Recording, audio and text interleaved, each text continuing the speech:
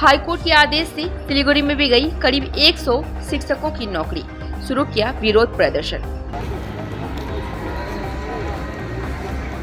Every drop of water counts. SBM Gold's water tank is the most sustainable and durable water storage solution available. Our hashtag Asli Commitment. Calcutta high court के आदेश के बाद बेरोजगार हुए SSC शिक्षकों ने विरोध प्रदर्शन करना शुरू कर दिया है। मंगलवार को नौकरी गंवाने वाले शिक्षक सिलीगुड़ी के बागा जतीन पार्क मैदान में एकत्रित हुए और आंदोलन शुरू किया। कोर्ट के फैसले से सिलीगुड़ी में करीब 100 अभ्यर्थियों की नौकरी चली गई और वे बेरोजगार हो गए। वे सभी लोग आज इस आंदोलन में शामिल हुए हैं। उन्होंने मांग की है कि अदालत अयोग्य लोगों का चयन करे और उन्हें बर्खास्त कर दे, लेकिन इस फैसले ने योग्यता से नौकरी हासिल करने वालों की भी नौकरी चली गई है। इसलिए अदालत को अपने फैसले पर विचार करना चाहिए। कोर्ट को योग्य उम्मीदवारों के बारे में सोचना चाहिए।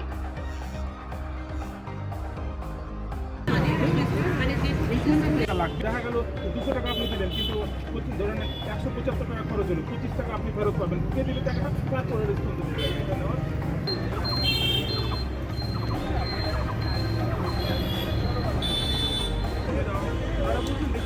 সম্পূর্ণ আপনাদের ব্যাপার। আমরা কিন্তু কাজ করছি, তো আপনারা যদি এখানে ভাবি করে আজকে ডিস্ট্রিক্ট ওয়াইজ এই আলোচনাই হচ্ছে। সবাই কিন্তু আজ রাত্রে কেটে আগামীকালকে সিগনেচার করতে হাইকোর্টে ওখানে জমা হয়ে আর সবাই আছে। আপনি যখন লাইভ করবেন খাতাটা যেন এখানে শুনে নিন, তারপরে শিলিগুড়ি বাঘাযতীন পার্কের সামনে ওরা দেখা একটু পরে যাবো। হ্যাঁ, তাহলে আমি ততক্ষণে লাইভটা শুরু করে একটু বক্তব্য দিয়ে তারপরে আগে যাবো।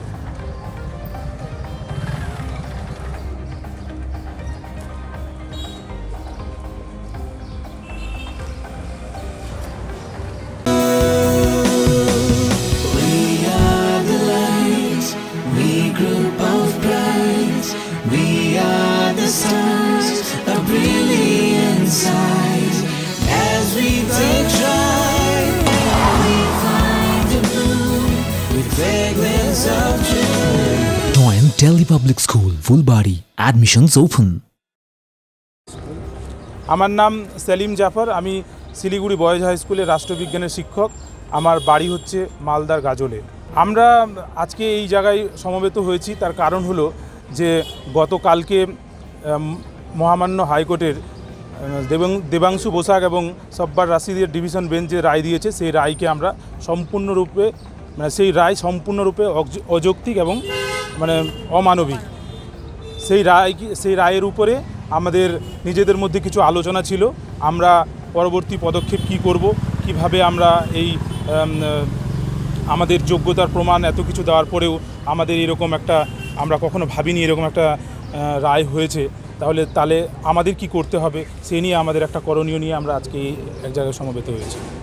আমি সোমা সরকার শালবাড়ি হাই স্কুল থেকে বলছি।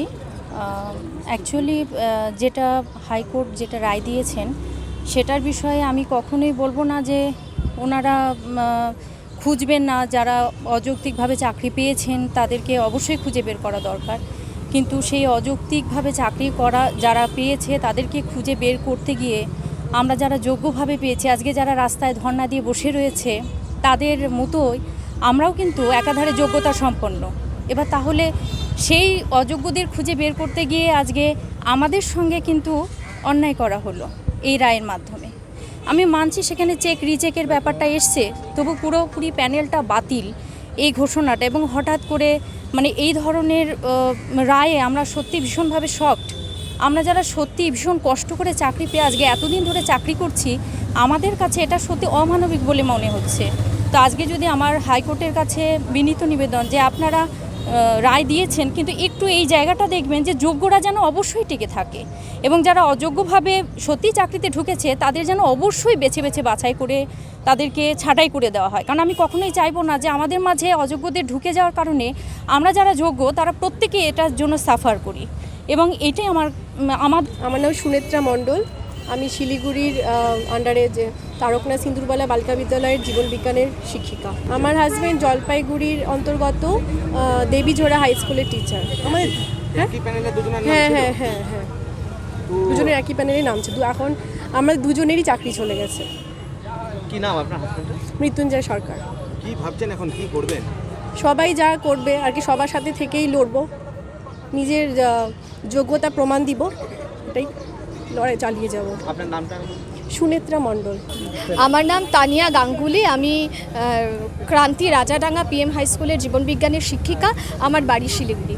আজকে আমরা এখানে একত্রিত হয়েছি শিলিগুড়ি এবং আশেপাশের সেই সমস্ত শিক্ষক শিক্ষিকারা যারা 2019 সালে রিক্রুটেড হয়েছিলেন এসএসসি মারফত, এবং কাল মহামান্য হাইকোর্টের রায়ে যাদের চাকরি বাতিল হয়েছে, আমরা সকলে একত্রিত হয়েছি আমাদের পরবর্তী পদক্ষেপ কি হবে সেই বিষয়ে আলোচনা করার জন্য। এবং বুঝতেই পারছেন, সকালবেলা ঘুম থেকে উঠে শুনলাম যে আমার চাকরিটা নেই। আমরা সকলেই মানসিকভাবে বিপর্যস্ত, আমরা চিন্তিত, আমরা সকলে পরবর্তী পদক্ষেপ কি গ্রহণ করব সে বিষয়ে আলোচনার জন্য সকলে একত্রিত হচ্ছি। আমরা আশা করব যে রাজ্য সরকার যে আমাদের জন্য লড়াই করছে সে বিষয়ে আমরা রাজ্য সরকারের পাশে আছি, এবং আমরা চাইছি যে আমাদের নতুন করেও আমরা মানে লড়াইটা যেন নিজেদের লড়াইটা নিজেরাও করতে পারি এবং সরকারের সঙ্গেও থাকতে পারি। আমাদের মূল লক্ষ্য লড়াই তো নয়, মানে রাজ্য সরকারের পাশে থাকা। আমাদের মূল লক্ষ্য আমাদের চাকরিটাকে ফিরিয়ে আনা, আমরা যে সৎপথে চাকরি পেয়েছি সেটা প্রমাণ দেওয়া। সেক্ষেত্রে রাজ্য সরকার যদি আমাদের সঙ্গে থাকেন, অবশ্যই আমরা রাজ্য সরকারের প্রতি কৃতজ্ঞ থাকবো এবং ওনারা যে কোর্টে এগিয়ে লড়াইটা করবেন তার পাশেও আমরা থাকবো।